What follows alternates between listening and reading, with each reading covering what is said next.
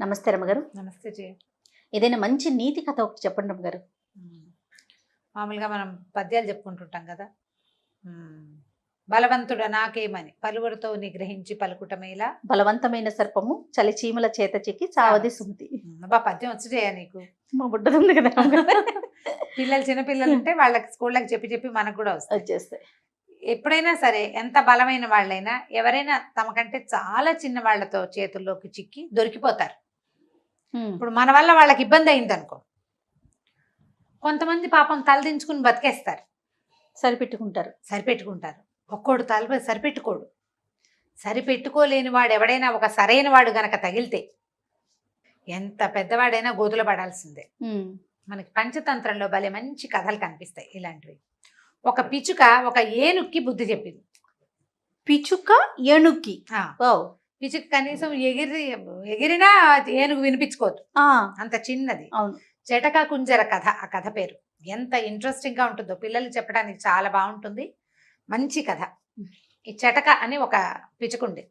ఆ పిచ్చుకల జంట ఒక వెలగ చెట్టు మీద గూడు కట్టుకుని పిల్లల్ని పెట్టుకున్నాయి. అయితే వెలగ చెట్టు మీద పళ్ళు లేవు, పూత లేదు, ఏమీ లేదు. ఓ ఏనుగు ఆ దారే పోతూ ఆ వెలగ చెట్టుకి వీపు రాసుకుంటూ ఉండేది. మామూలుగా ఏనుగులు వీపురు రాసుకుంటాయి, ఒంటి దురద పుడుతుంది కదా, చెట్టుకు వేసి చర్మాన్ని ఇలా ఇలా ఇలా ఇలా రుద్దుకుంటాయి. ఏనుగులు చేస్తాయిట, ఒంటెలు చేస్తాయిట. ఒంటెలు కూడా ఒంటి మీద చిన్న చిన్న ముళ్ళు పురుగులు అవి పట్టుకుని ఉంటాయి, మందపాటి చర్మాలు కదా, అవి రుద్దుకోవటానికి గట్టి రాళ్ళు కూడా ఏర్పరుస్తారు. రాజస్థాన్లో పెద్ద పెద్ద రాయి లాంటివి, పెద్ద చెప్టా లాంటిది పెడతారు. ఆ చెప్టాకి ఒళ్ళు రుద్దుకుంటాయి. ఆ చెప్టా కనపడంగానే పరిగెడతాయిట దాని దగ్గరికి. ఏనుగులు పెద్ద పెద్ద చెట్లకి రాసుకుంటాయి. అయితే ఈ వెలగ చెట్టుకి రాసుకుంటుంది.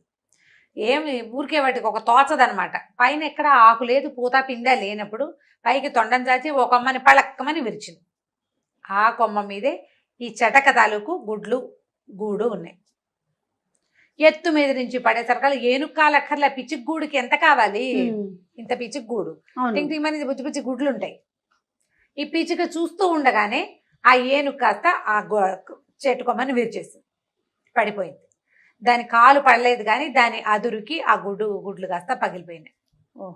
చెటక ఏడుస్తూ నుంచుంది. అయ్యో నా గుడ్లే ఇంకా 4 రోజుల్లో పొదిగి పిల్లలు కాబోతున్నాయి అని చాలా దుఃఖించింది. మొగుడిని తిట్టి పోట్లాడింది. మొగ చెటకని తిట్టింది అనమాట. తిట్టి నీకేం బుద్ధి లేదా, నీకు ఇది లేదా, అది లేదా, మరి ఏనుగు ఇలా వచ్చి చేస్తుంటే దానికి బుద్ధి చెప్పవా, నీ పిల్లల్ని ఎవరన్నా చంపేస్తుంటే తండ్రివి నువ్వు ఇలా బాధ్యత లేకుండా ఉంటావా అంతే. ఏనుగునేం చేస్తామే మనము అన్నాడు. అయినా సరే దుఃఖం తీరలా, ఏడుచుకుంటూనే ఉంది. అయితే ఒక ఈగ వచ్చిందట, వీణారవ దాని పేరు. అంటుంది ఈగ, తెలిసిందే కదా మనకి, జోరీగలు అంటారు. గుయ్యో అని శబ్దం వస్తుంది. అది వచ్చి ఏమి చెటక ఏడుస్తున్నావు, ఏమైందే, ఎందుకే అని అడిగింది. అడిగేసరికల్లా చెటకంది బండ ఏనుగు, దొంగ ఏనుగు, దాని దుంపదేగా, అది వచ్చి నా గూడుని పడగొట్టింది. ఒట్టి పుణ్యానికి అక్క, పైన ఏమీ లేవు, నీకు ఏదో చెట్టు కాయ ఉంది, పిందుంది, లాగి ఏనుగు తినాలనుకుంటుంది. ఎండుకట్టెలాగా ఉన్న ఆ చెట్టు మీద నేను కార్నర్లో చిన్న గూడు పెట్టుకుంటే నా గూడు పోన్లే పిచ్చి గూడు ఉంది ఎందుకు అనుకోవద్దా పెద్దది, తోచక లాగేసింది నా గుడ్లు. ఇంకో 4 రోజుల్లో పిల్లలు అవ్వాల్సిన నా పిల్లలు సర్వనాశనం అయిపోయింది అని ఏడ్చి.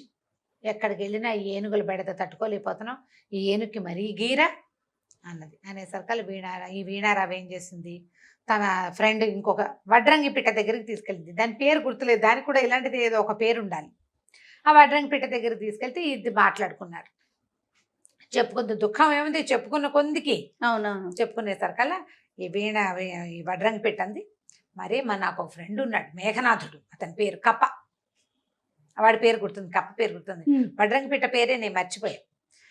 పర్వాలేదండి. ఈ మేఘనాథుడి దగ్గరికి వెళ్దాం, మేఘనాథుడు మంచి ఐడియా ఇస్తాడు, ఈ ఏనుక్కి బుద్ధి చెప్పాలి. ఓకే. మేఘనాథుడి దగ్గరికి పోయారు. వెళ్తే కబుర్లు చెప్పుకున్నారు కాసేపు. తర్వాత ఈ వీణారావ, ఈ వడ్డంగి పిట్ట ఇద్దరు ఇతనికి చెప్పారనమాట ఆ మేఘనాథుడికి, నువ్వు ఏదైనా సహాయం చేయగలవా, ఏనుక్కి బుద్ధి చెప్పాలి అనేసరికల్లా మేఘనాథుడు అన్నాడు, అయ్యో అదెంత పని, పాపం ఎవరి పిల్లల చావుకైనా కారణమైన ఏనుక్కి బుద్ధి రావాల్సిందే, దాని సంగతి చూద్దాం అని చెప్పి ఏం చేసింది, అది అడవంతా తిరిగి ఒక బాగా బురదుండి నీళ్లు ఎక్కువ లేని ఒక చెరువుని కనిపెట్టింది.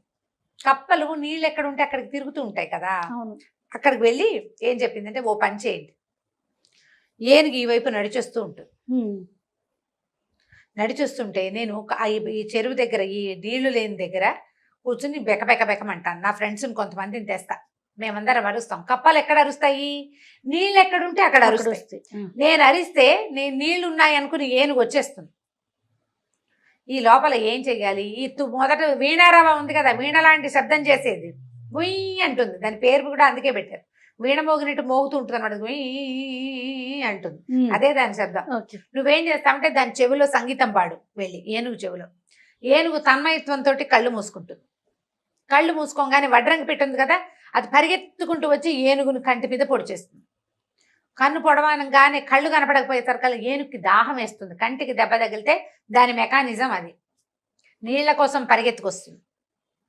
పరిగెత్తుకొస్తే నేను ఈ బురద వైపు దాన్ని లీడ్ చేస్తా, కప్ప తెలివి చూడు అని చెప్పింది. సరే, ఒకనాడు చూసుకున్న ఏనుగు ఆ వైపుకి వచ్చే సమయం చూసుకుని ఈ మన వీణారవ ఉంది కదా, ఏనుగు చెవి పెద్దది, ఏనుగు సంగీతం వింటుంది బాగా. ఇది పోయి దాని చెవి దగ్గర గుయ్యూ అని తిరగడం మొదలెట్టింది. ఆ సంగీతానికి మన వాళ్ళ గుయ్యి శబ్దం వస్తుంటే కాసేపటికి మనకు కూడా కళ్ళు మూతలు పడతాయి, జోలపాట్లాగా. ఏనుగుకి కొంచెం కళ్ళు మూతలు పడ్డాయి. ఏనుగు కళ్ళు తెరుచుకుని ఉండగా వడ్రంగి పిట్టని దగ్గరికి రానివ్వదు, అది తొండంతో విసిరేసేస్తుంది. కళ్ళు మూతలు పడంగానే వడ్రంగి పిట్ట వచ్చేసి గుచ్చేసింది కంట్లో, పొడిచేసింది కళ్ళు. పొడి చేసేసరికల్లా అది కేవు కేవు గట్టిగా ఘీంకరించింది ఏనుగు. వడ్రంగి పిట్ట ఎక్కి ఏనుగు మీదే కూర్చుంది పైకెక్కి. ఇది అరిచి కేకలు పెట్టింది. అరిచినా సరే ఈ లోపల దాహం వేసేసింది దానికి. కళ్ళు పొడి చేసి కళ్ళు కనపడకపోతే దాహం. ఈ లోపల కప్పలు బెకబెకమంటున్నాయి, ఎక్కడో కప్పలు బెకబెకమంటున్నాయని పరిగెత్తింది అటువైపుకి. పరిగెత్తేసరికల్లా ఒక పెద్ద మురి గుంట అది. ఏనుగు చూసుకోకుండా, కళ్ళు కనిపించట్లేదుగా, కంట్లోంచి నీళ్లు గారిపోతున్నాయి, కళ్ళు మండిపోతున్నాయి, కన్ను నొప్పిగా ఉంది, దాహం వేస్తోంది, టెన్షన్గా ఉంది. బురద నీళ్ళు తాగిస్తుందా? తాగలేదు, బురదలోకి దిగింది. అయ్యయ్యో, దిగంగానే కూరుకుపోయింది బురదలో. మామూలు కష్టం కాదు అది, ఎంత తంటాలో పడితే గానీ అది బయటికి రాదు. ఇప్పుడు ఏనుగు కష్టాన్ని గురించి కాదు మనం ఇక్కడ ఆలోచించాల్సింది. ఆ ఒట్టి పుణ్యానికి పిచ్చిగూడుని పగలగొట్టేసి అంతే. ఆ పిచ్చిక దాని ఫ్రెండ్స్ తో కలిసి చేసిన శాస్తి. అందుకని ఒట్టి పుణ్యానికి ఎవ్వరి జోలికి వెళ్ళకూడదు. అయ్యా, అంతటి ఏనుగే ఇబ్బంది పడింది. ఎంత బలవంతమైన ఏనుగైనా సరే ఇట్లా చిన్న ప్రాణుల చేతికి చిక్కైనా సరే దొరికిపోతుంది. కాబట్టి ఇప్పుడు తప్పనిసరి అయితే ఏదో చేస్తావు. అవును, తప్పనిసరి కాకపోతే దారే పోతూ ఎవరినైనా ఏడిపించటము, తోచక హెరాస్మెంట్, తోచక ఎక్కిరించటము అలా చేయకూడదు. ఆ చేయటం వల్ల ఇలాంటి సమస్యలు వస్తాయి అని చెప్పడానికి ఈ పంచతంత్ర కథని పిల్లలకి ఉదాహరణగా చెప్పచ్చు. చాలా బాగుంది రమ్మగారు, క్యూట్ గా ఉంది. చక్కగా జంతువులు పిల్లలు ఇంట్రెస్ట్ గా వింటారు. స్టోరీ మంచి నీతి ఉన్న కథ కదా. అవును, ఒక సరదా కథ చెప్పండి అండి.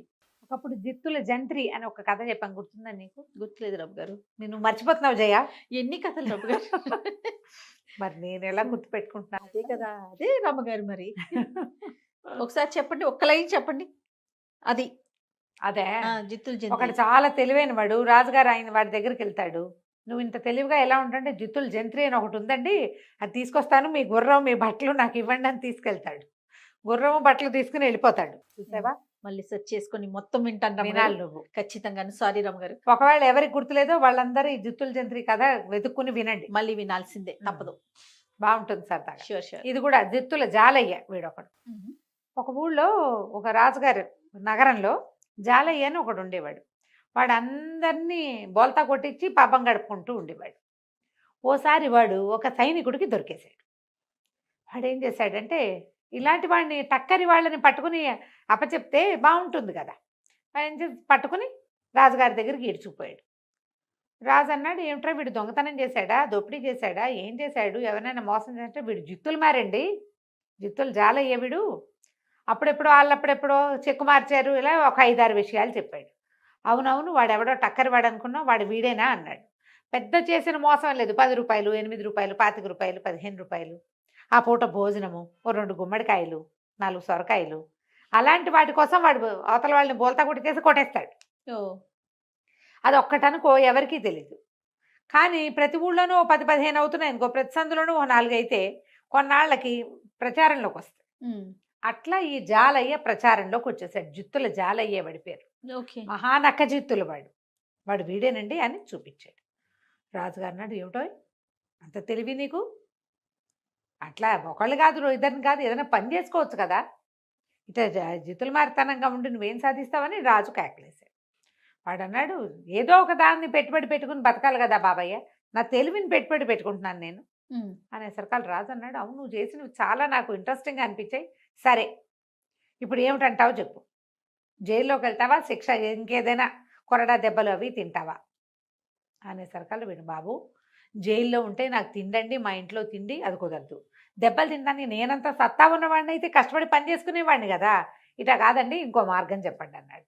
రాజు అన్నాడు, సరే నీ తెలివితేటలు పరీక్షిస్తా, నీకు ఒట్టి నక్కజిత్తులేనా అందులో నిజంగా తెలివి ఉందా చూస్తాను. 3 పరీక్షలు పెడతా.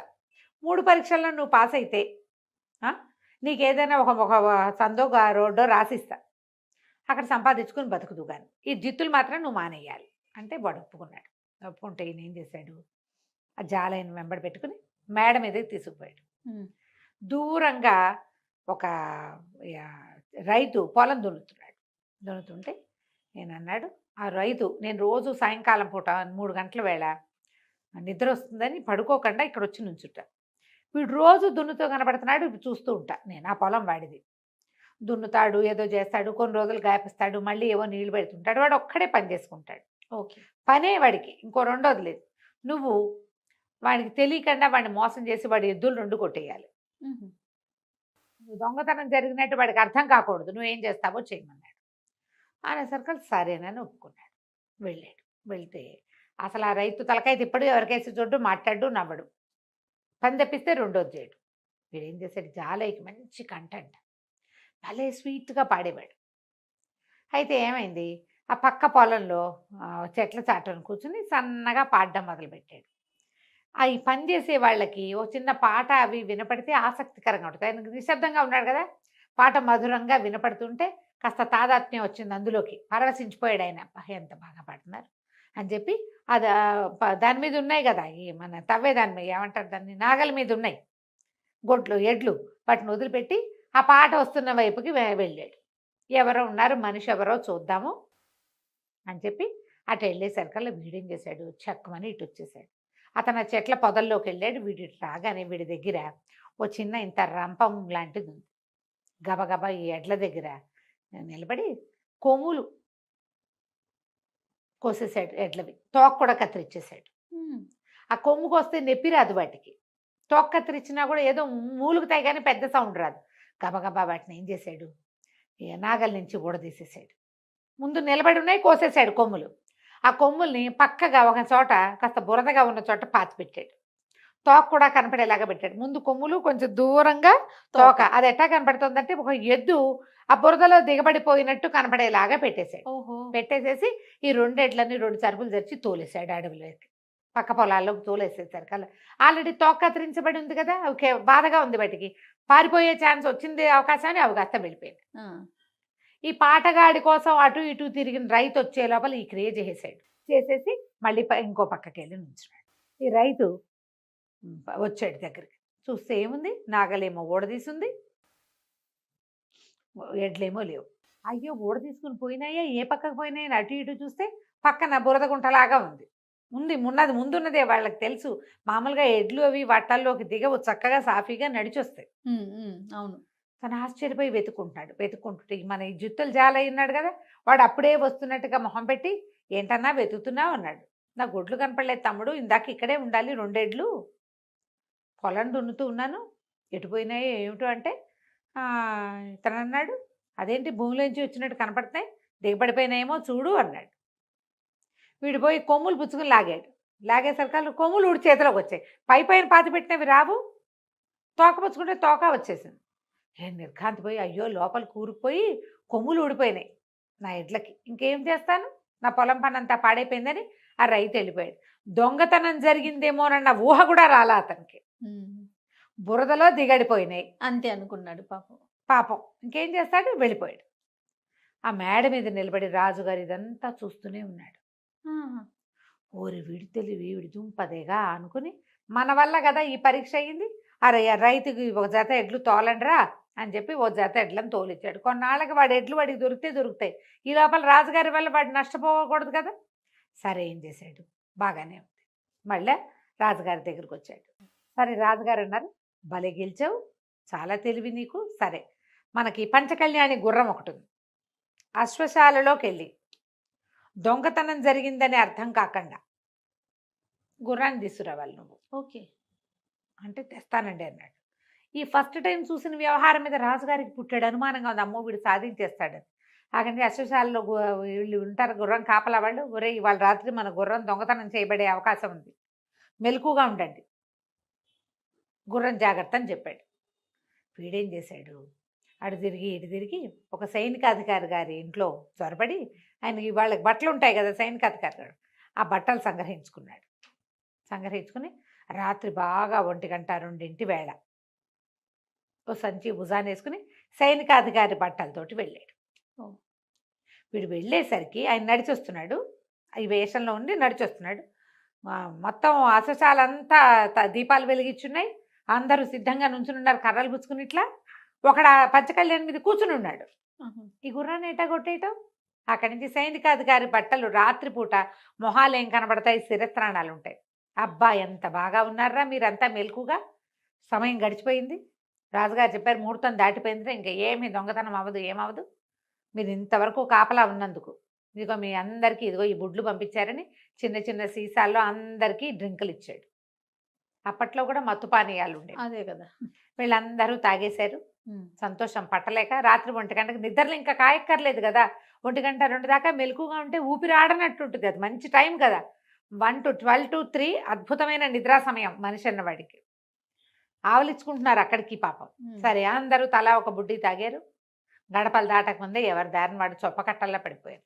ఇది చక్కగా సైనికాధికారి బట్టల్లో గుర్రం వేసుకెళ్ళిపోయాడు మనవాడు జాలయ్య.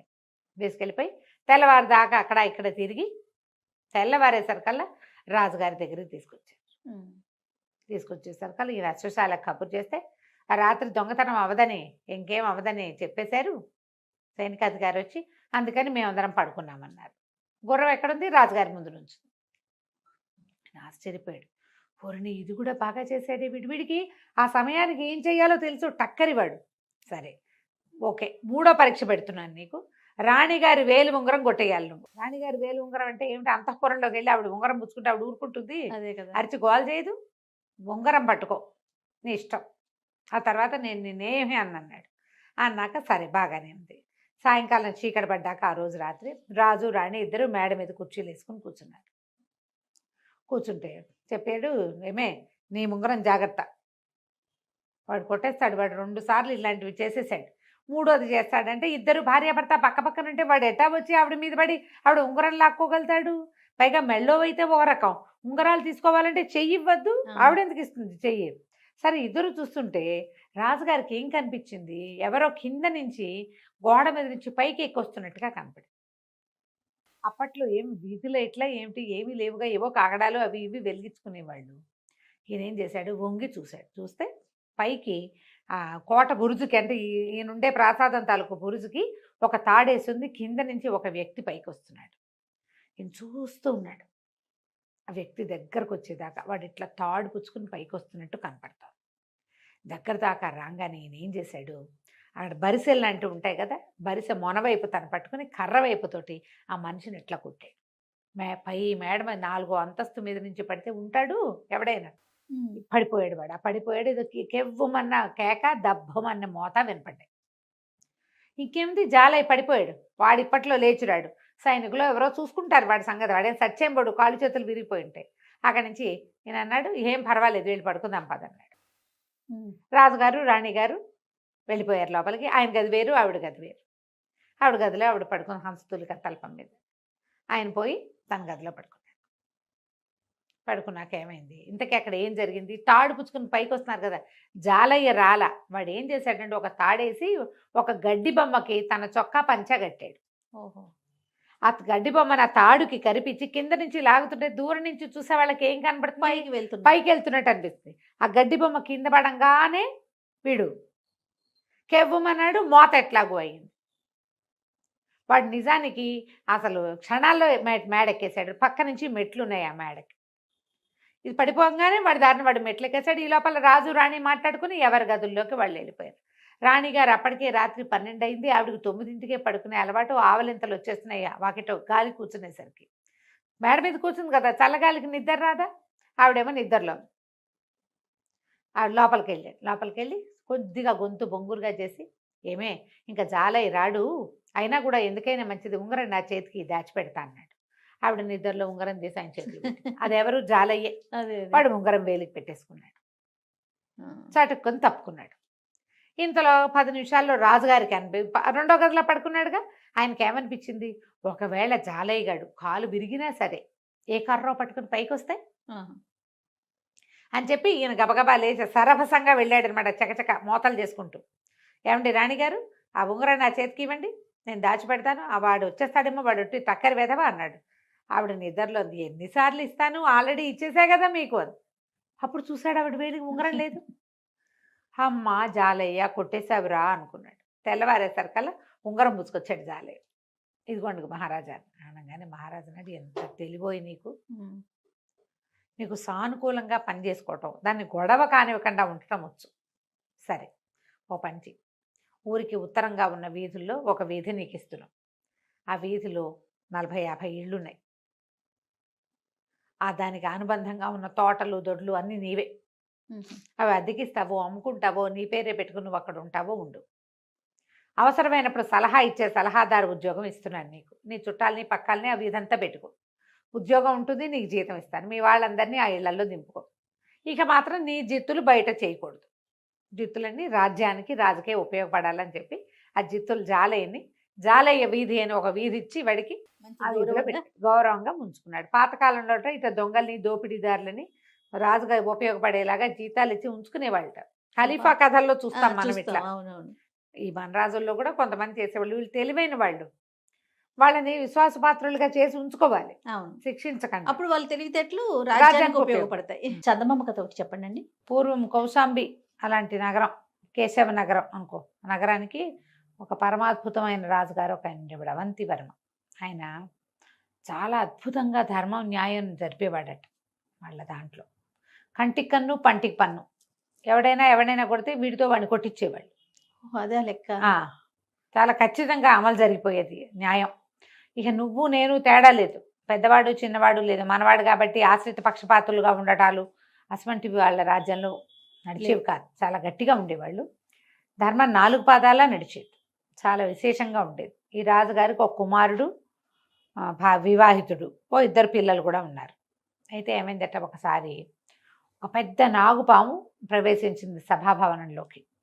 ఎక్కడో పుట్టలు చెదిరినాయో ఏదో అయ్యింది, లేదా ఏదో కార్యక్రమం మీద పాము వచ్చింది. వస్తే ఎప్పుడైతే ఈ సభాభవనంలో కనపడిందో అందరూ చెల్లాచెదరుగా సైనికులు వాళ్ళు వీళ్ళు లేచారు. పాముని తరమడానికి కొంతమంది కర్రలు తీశారు. ఈ కుర్చీలు అవి జరిపారు. రాజుగారి పక్కన సింహాసనంలో పక్కన కుర్చీలో కూర్చుని ఉన్న రాజుగారి యువరాజు సర్రున కత్తి దూసి ఆ కుర్చీలన్నీ జరిపాక కుర్చీల పక్క నుంచి దాటిపోతున్నంత పొడుగాటి నాగుపాముని 2 తుండాలుగా కట్ చేసేసాడు. కత్తి పెట్టి కొట్టాడు. సగం తెగిపోయింది నాగు, తోక ఇక్కడ ఉండిపోయింది, పడగ పారిపోయింది. ముందు భాగంతో పారిపోయి ఆ నాగుపాము అలా పరిగెత్తుకుంటూ వెళ్ళి రాజుగారి అంతఃపురానికి ఆనుకుని ఉన్న ఉద్యానవనం అడవి లాంటిది ఒకటి ఉంది. అక్కడ ఒక పుట్ట ఉంది గోడను అనుకుని. ఆ పుట్టలో ఉంది అతని సంసారం, ఆ నాగు తాలూకు సంసారం. అక్కడికి వెళ్ళాడు. వెళ్ళి కొస ప్రాణంతో తన ఇల్లు చేరిపోయాడు. పుట్టలోకి వెళ్ళిపోయాక చూస్తే ఏముంది, నాగు భార్య వచ్చి అయ్యో ఇట్లా అయిపోయిందంటే, యువరాజు నా దారి నేను పోయేదావాణ్ణి, అందరూ కర్రలతో బెదిరిస్తే యువరాజు కత్తి పెట్టి నన్ను నరికేశాడు, నా చావుకు కారణం వాడే. మహారాజు చాలా అద్భుతమైన వాడు అవంతివర్మ. న్యాయ సూత్రాన్ని చాలా అద్భుతంగా అమలుపరుస్తాడు. కాబట్టి నువ్వు నా మరణానికి న్యాయం చేకూర్చాలని చెప్పి ఆ నాగు కాస్త మరణించింది. మగవాడు పోయాడు, నాగుపాము చచ్చిపోయాడు. ఈ ఆడ నాగుపాము ఉంది కదా భార్య, గోడును వెలిపించి ఎలాగైనా తనకి న్యాయం చేకూర్చుకోవాలని భావించి ఆ రోజు రాత్రి అంతఃపురంలో ప్రవేశించి తెల్లవారుతూ ఉండగా యువరాజు మెడకు చుట్టేసిందట. అయ్యో, చుట్టేసేసరికి అందరూ కేకలు పెట్టారు. పాముల వాళ్ళని పిలిచారు, సైనికులు కొట్టడానికి వచ్చారు. ఏం చేయాలో తెలియదు, మెడ చుట్టేసి ఉంటే పామును ఎట్టా తీస్తారు. అక్కడి నుంచి మీరంతా వాళ్ళని వీళ్ళని పిలవద్దు, మహారాజుని పిలవండి, నేను ఆయనతో మాట్లాడాలని ఈ నాగుపాము మానవ భాషలో చెప్పింది. పాము మాట్లాడుతుందని రాజుగారిని పిలుచుకొస్తే రాజు భార్య దీనంగా దుఃఖిస్తూ ఏం చెప్పిందంటే, నా భర్త తన దారిని తను పోతున్నాడు, అసలు ఎవ్వరికీ ఏ హాని తలపెట్టలేదు, దాటి వెళ్ళిపోతున్న నా భర్తని యువరాజు కత్తితోటి ముక్కలుగా నరికేశాడు, నన్ను విధవం చేశాడు, నా పిల్లల్ని తండ్రి లేనివాడిగా చేసేసాడు, నాకు న్యాయం చేయండి. మీ రాజ్యంలో ఉన్నదేంటి? కంటికి కన్ను పంటికి పన్ను, ప్రాణానికి ప్రాణం. నేను యువరాజు భార్యని విధవం చేయకూడదా? ఇప్పుడు ఇతను నన్ను విధవం చేశాడు, నాకు న్యాయం చెప్పండి అనేసరికి రాజు అన్నాడు, మేము మామూలుగా నేను ఒక్కడే న్యాయం చెప్పను, న్యాయాధికారులు ఉండాలి ఇక్కడ అని న్యాయాధికారులను పిలిపించారు. ఇద్దరు న్యాయాధికారులు సరేనన్నారు. కానీ మనకి రాజ్యానికి ఒక్క యువరాజు, ఏం చెయ్యాలో తెలియలే. వాళ్ళలో ఒక ఆయన అన్నాడు, దాంతే ఉంది, యువరాజు తన నాగు భార్యని విధవం చేశాడు, యువరాజు భార్యని విధవం చేయొచ్చు, నాగుతోటి ఏమైనా చేయొచ్చు నువ్వని అనేసరికి ఆవిడంది, ఆ పాము అంది, ఆడపాము, ఎంత మాట చెప్తున్నారు మహానుభావ, చనిపోయిన నా భర్త ఎట్లా యువరాణిని విధవం చేస్తాడు? మీరు యువరాజును రక్షించుకోవటానికి ఈ మాటలు చెప్తున్నారు, న్యాయంగా చెప్పండి, మీరు చెప్పేది న్యాయం కాదు. అంతే, చనిపోయిన వాడు ఎట్లా చేస్తాడు? నేను మిగిలాను, నాతోటి చేయించండి ఏదైనా అనేసరికి సరే రెండో న్యాయాధికారి గుడ్లు వీళ్ళకి ఎట్లా వస్తాయి? భయం, అనుమానం, ఏం చెప్తే ఏం చేస్తుందో. మెడ చుట్టుకున్నది ఒక్క కాటు అందుకుంటే అది నిజానికి కాటేయచ్చు, కానీ న్యాయంగా అడగడానికి వచ్చింది. కాటు అందుకుంటే చేసేదేం లేదు, రాత్రివేళ కాటేసింది అనుకో వైద్య సహాయం అందక, కానీ అట్లా కాదు, ఇతను చేసింది అన్యాయం, దీన్ని న్యాయం చేయండి అని అడగడానికి వచ్చింది. రెండో న్యాయాధికారి మంచి తెలివైన వాడు, ఆయన అన్నాడు, అమ్మా తప్పకుండా యువరాజు వల్ల నువ్వు విధవయ్యావు, యువరాణి కూడా విధవ కావాల్సిందే, యువరాజు ప్రాణాలు నువ్వు తీసుకోవాల్సిందే, విధవం చేయవలసిందే యువరాణి నువ్వు. అయితే నీకు ఎంతమంది అమ్మా సంతానం అన్నాడు. నాగు భార్య తెగ దుఃఖిస్తూ దీనంగా 5 పిల్లలండి నాకు అని. సరే, యువరాణికి కూడా 5 పిల్లలైన ఉన్న విధవం చెయ్యాలి నువ్వు, యువరాణికి 5 సంతానము పుట్టాక వచ్చి కాటేసేయి నువ్వు, మేం కాదనం, ఇదే న్యాయం అని ఒక ఘోషణగా చెప్పారు. నాగు భార్యకి రాజుగారు మాటిస్తున్నారు, యువరాణికి 5 సంతానం కలిగాక ఆమెను విధవం చేసేందుకు నాగు భార్యకి హక్కు రాస్తున్నారు. ఎప్పటికీ యువరాజుకి 2 పిల్లలు. ఎప్పటికి వస్తుంది? ఎప్పటికైనా రావచ్చు, ఆ కాలంలో బర్త్ కంట్రోల్ లేదు కదా. కానీ ఆ తర్వాత పిల్లలు పుట్టాల రాజుగారికి. యువరాజుకి ఏమో పిల్లలు కలగలేదు. రాజుగారు చెప్పి నువ్వు ఎలాగో ఇట్లా ఇక్కడే ఉంటావు కదా, పుట్టలో అంతఃపురపు ఉద్యానవనం పుట్టలోనే ఉంటావు కదా, చూసుకుంటూ ఉండు, మేము కూడా కబురు చేస్తాం, నువ్వు ఇది కబురు చేయాలి, 5వ సంతానం పుట్టాక మీరు కబురు చేస్తే నేను వచ్చి యువరాజును కాటందుకుంటాను అని అడిగిందట. ఆ తర్వాత ఎప్పుడు యువరాజు యువరాణి పిల్లలతో కలిసి తిరుగుతూ ఉండేవారు. ఎప్పుడు 2 పిల్లలతోటే కనపడ్డారు, కానీ 3వ పిల్లతోటి కూడా ఆ పాము ఎప్పుడు చూడలేదు. చూసి తన పగ తీరకుండానే పాము ఎప్పుడో వెళ్ళిపోయింది. న్యాయ సూత్రం ఇట్లా అమలు చేశారు. 5 పిల్లల విధవ ఇది. మరి 2 పిల్లల విధవ ఎట్లా పనికొస్తుంది? 5 పిల్లల విధవే అవ్వాలి కదా. యువరాణి మనుషుల తెలివితేటలు చూపించారు, మనుషుల తెలివితేటలు. అంతే కదా రమ్మగారు? అంతే. రమ్మగారు ఏదైనా మంచి చందమామ కథ చెప్తారా? పూర్వమట సింధు దేశంలో సుందరుడని ఒక కుర్రాడు ఉండేవాడు. వాడు ఏదో చిన్న పని చేసుకునేవాడు. అమ్మ నాన్న ఉన్నారు, కానీ ఏదో చాలా సామాన్యమైన కుటుంబం. వాళ్ళు ఉన్న ఊళ్ళ నుంచి ఎగువ సముద్ర తీరం వైపుకు వచ్చి అక్కడ ఏదైనా పని దొరుకుతుందని అక్కడ ఉన్నాడనమాట. ఏదో దొరికేది చిన్నది. పొద్దుటి పూట పనులు ఉండేవి. సాయంకాలం వాడు ఏం చేసేవాడు, రోజు ఆ సముద్ర తీరం, మనం బీచ్కి కొత్త వాళ్ళం అయితే భలే సరదాగా ఉంటుంది, రోజు సముద్రపు తీరంలో అలా వ్యాహ్యాళికి తిరుగుతూ ఉండేవాడు. తిరుగుతుంటే ఒకనాడు సాయంకాలము వాడు వెళ్తూ ఉంటే వాడికి ఎట్లా కనపడింది, ఈ సముద్రాలకు అలలు వచ్చి అలలతో పాటు వస్తువులన్నీ అవి శంఖాలు చేపలు గీపలు వస్తాయి, కొట్టుకొస్తాయి, మళ్ళీ వెనక్కి వెళ్ళిపోతుంది. గవ్వలు వస్తాయి, ఎన్ని పీతలు గీతలు కూడా వస్తుంటాయి నీళ్ళలో. అయితే అలా వచ్చిన ఒక చేప అక్కడ ఉండిపోయింది. అది ఎట్లా అయింది, అక్కడ ఎవరో పిల్లలో లేకపోతే పెద్దవాళ్ళేనో ఇంత గుంట లాంటివి తవ్వారు. గుంటలు తవ్వితే కాసేపటికి ఇసుక వచ్చి పూడిపోతాయి. ఇది ఏకంగా ఒక మడుగులాగా అయ్యింది, పెద్ద గుయ్యి. ఒక చేప ఈ అలతో పాటు కొట్టుకొచ్చి ఆ మడుగులో కొట్టుకుంటుంది. అది ఎంత ఎగిరినా మడుగులోంచి పైకి రాలేకపోతుంది.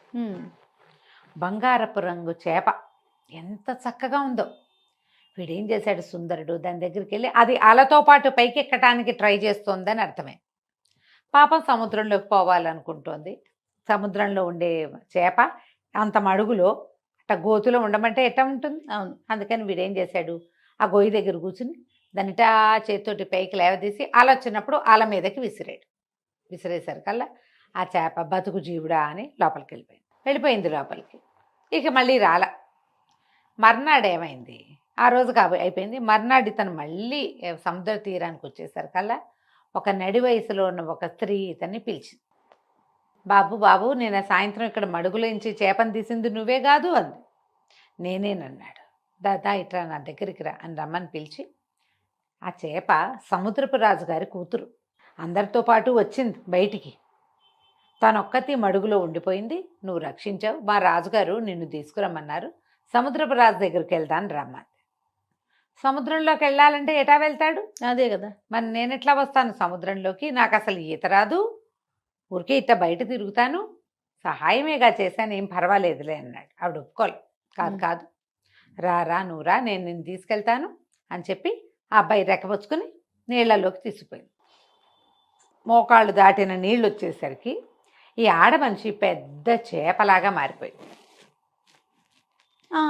చేపలా మారిపోయి తన మీదకి ఎక్కించుకుంది కుర్రాడిని. ఎక్కించుకుని ఒక నీటి బుడగ లాంటిది వీడి మొహం మీద వేసింది. వీడికి ఊపిరాడదు, వచ్చావా ఈత రాదు కదా. ఆ చేప మీద ఎక్కిన ఈ కుర్రాడు సుందరుడు జాయమని వెళ్ళిపోయింది చేప లోపలికి, ఆ నీళ్ళల్లోకి వెళ్ళిపోయాడు. వీడి చుట్టూతో ఒక గాజు దుండేసరికి ఆ అబ్బాయికి ఏమి నీళ్లలోకి వెళ్ళిన ఇబ్బంది ఏమి ఎదురవ్వాల.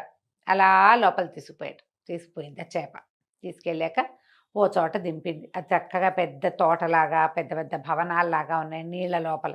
ఆ అబ్బాయికి ఏం చెప్పిందంటే, బాబు మా రాజుగారు ఆతిథ్యం ఇచ్చి నీకు 2 రోజులు ఉంచుకుని పంపుతాడు, ఏదైనా ఇస్తాను, నీకేమైనా కావాలా అని అడుగుతాడు, నువ్వు మనిషివి కదా, నీకు చెవి ఉపయోగపడుతుంది, మంత్రపు చెవి ఇవ్వండి, నాకు ఇంకేమీ వద్దని చెప్పు. మంత్రపు చెవి ఇస్తాడు, అది తెచ్చుకో, అది నీకు ఉపయోగపడుతుంది. రాజుగారు అమ్మాయిని చిన్నప్పటి నుంచి నేనే పెంచాను, నీ వల్ల బతికి బట్టగట్టింది, నేను నీకు సహాయం చేయదలుచుకున్నాను, ఇంతే చేయగలను, ఏదో ముత్యాలో రత్నాలో వజ్రాలో అడగద్దు, మంత్రపు చెవి అడుగు అంతే అని చెప్పింది. సరే ఒప్పుకున్నాడు. రాజుగారి దగ్గరికి తీసుకుపోయింది. ఆయన పరమానంద భరితుడైపోయి ఈ అబ్బాయికి బోళ్ళని చేపలతో వాటితో వీటితో సేవలు చేయించి 4 రోజులు చక్కగా ఉంచుకొని బాగా ఆతిథ్యం ఇచ్చి ఎన్నో రకాల సముద్రపు భోజనాలు పెట్టివిచ్చి అటు తిప్పి ఉంచుకున్నాడు. 4 రోజుల తర్వాత ఈ అబ్బాయిని ఇంకా వెళ్ళొస్తానండి అన్నాడు. సముద్రపు రాజు అన్నాడు, అబ్బాయి నా చాలా సంతోషం కలిగించావు, మా పిల్లని రక్షించావు, 4 రోజులు వచ్చి ఆతిథ్యం స్వీకరించావు, నీకేం కావాలో చెప్పు అనగానే కుర్రాడు అన్నాడు, మంత్రపు చెవి అని ఒకటి ఉంటుందట కదండి, అది ఇప్పించండి నాకు అన్నాడు. ఈయన తెలిపోయాడు. మంత్రపు చెవి ఎక్కడుంది మన దగ్గర అని బాగా ఆలోచించి, బాబు మా దగ్గర ఒకే ఒకటి ఉంది, పాతాళంలో సముద్రంలో ఉంది, కానీ ఒక్కటే ఉంది, నీకు ఇస్తా, 1 ఏడాది తర్వాత ఇది మళ్ళీ నా దగ్గరకు వచ్చేస్తుంది, సంవత్సరం పాటే నీకు ఇవ్వగలను, మా దగ్గర ఉండాలి అది, ఓ ఏడాది, మీకు 1 ఏడాది అంటే మాకంత ఏడాది పట్టదు, ఇంకా చిన్నది పడుతుంది, మీ ఏడాది మీకు సరిపడా సంవత్సరం కాలం మాత్రం నేను నీకు ఇవ్వగలుగుతాను దాన్ని అంటే ఒప్పుకున్నాడు. అది ఇంత బుల్లి శంఖంలాగా ఉంది. ఆ మంత్రపు చెవి షేపులో ఉంది, శంఖం వల్లే ఉంది అంతది. దాన్ని ఎత్తి ఇట్లా చెవిలో పెట్టుకుంటే అన్ని జీవుల సంభాషణలు అర్థమవుతాయి. ఓహో. ఆ మంత్రపు చెవి లక్షణం ఏంటంటే పిచ్చుకలు, పాములు, ఉడతలు, ఎలకలు, కుక్కలు, అన్నీను పిల్లులు అన్నిటి భాష అతనికి అర్థమవుతుంది, కొత్త భాష అర్థమవుతుంది, జంతువుల భాష అర్థమవుతుంది, సంవత్సరం పాటు దీన్ని ఎంజాయ్ చేయి నువ్వు అని చెప్పి ఆ మంత్రపు చెవిని చేతులు పెట్టాడు. ఇంకా ఏవో తినుబండారాలు కాస్త మెళ్ళో వేసుకుని 2 ముత్యాల దండలు మెళ్ళో వేసి 2 ముత్యాల దండలు చేతులకేసి పంపించారు. మళ్ళీ ఈ మొదట వచ్చిందిగా ఆడచేప, ఆవిడే చేప రూపంలో వచ్చి ఈ కుర్రాన్ని తీసుకుపోయి జయమని బయటికి తీసుకెళ్ళి సముద్ర తీరంలో వదిలిపెట్టారు. వీడికి అమ్మా నాన్న ఎవరు లేరు కదా, ఆ ఊళ్ళో ఎక్కడో ఉన్నారు వాళ్ళు. సరే వీడు మళ్ళీ పని చేసుకోవటం మొదలుపెట్టాడు. అయితే వీడు పని దగ్గరికి వెళ్ళేటప్పుడు ఒక వాగుంది అక్కడ. వాగుని దాటడానికి ఒక బండ లాంటిది పెట్టారు. అదెంత వాగు, సుమారుగా ఒక 2 అడుగులు ఉందనుకో. మామూలుగా 1 అడుగు ఉంటే మనం ఏం చేస్తాం, దాటేస్తాం. అవును. కొంచెం చిన్నపిల్లలు, పెద్దవాళ్ళు, గర్భవతులు, ఆడవాళ్ళు దాటలేరు కదా. కొంతమంది ఏం చేస్తారు, కొంచెం కాలిపడుగు మగపిల్లలు అయితే చేయమని ఒక జంపు ఇక్కడి నుంచి అక్కడికి జంప్ చేస్తారు. అట్లా అంత జంప్ కంటే కొంచెం పెద్దది అది. విసురు లాంగ్ జంప్ చేస్తే దాటగలరు, పొరపాటున జారిపడితే బోధలో పడతారు. అందుకని దాని మీద ఒక రాయి లాంటిది వేసింది, కొంచెం నడిచి వెళ్ళటానికి పాదాలు తడుస్తాయి. నీళ్ళల్లోకే ఉంది, ఒక బండ ఉంది.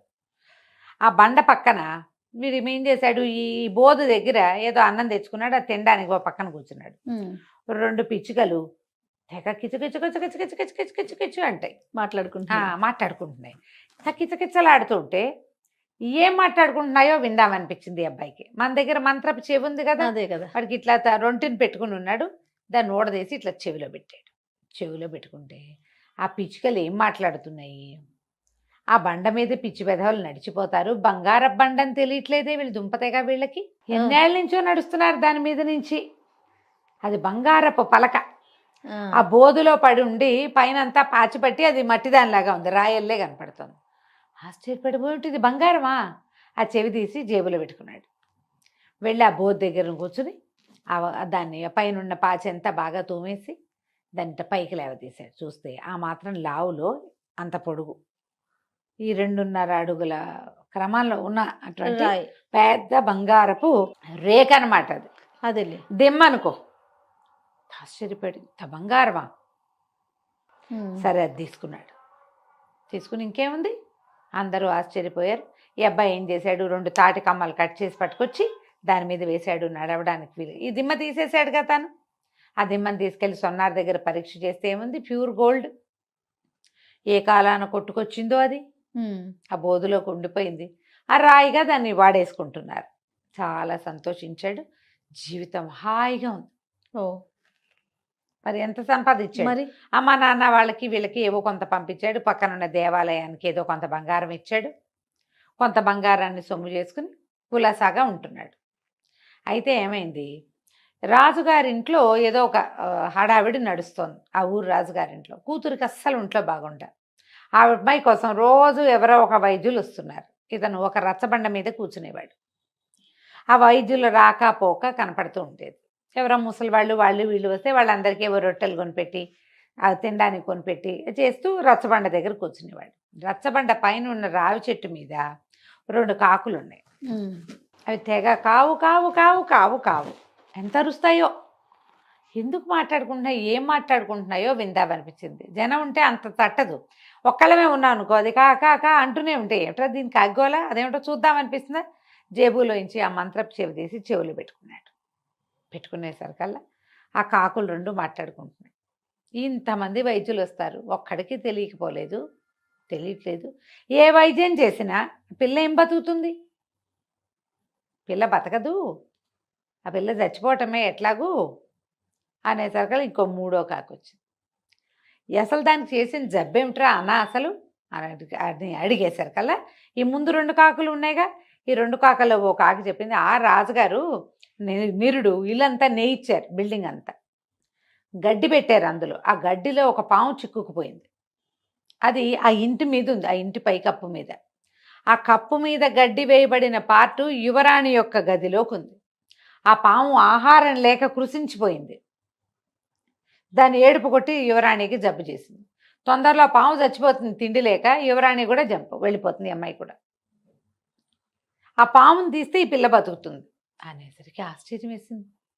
ఈ బిల్డింగులు అంటే ఇప్పుడు అప్పట్లో ఈ ఏమనాలి పక్కా బిల్డింగులు లేవుగా, భవనాలు కాదు అవి. ఏం చేసేవాళ్ళు, పెద్ద పెద్ద గోడలు కట్టి పైనుంచి వాసాలు దించి ఎత్తుగా హై రూఫ్ చేసి గడ్డి అవి వేసి తాటాకులు పరిచేవాళ్ళు. అలాంటి గదిలో ఉంది ఈ అమ్మాయి.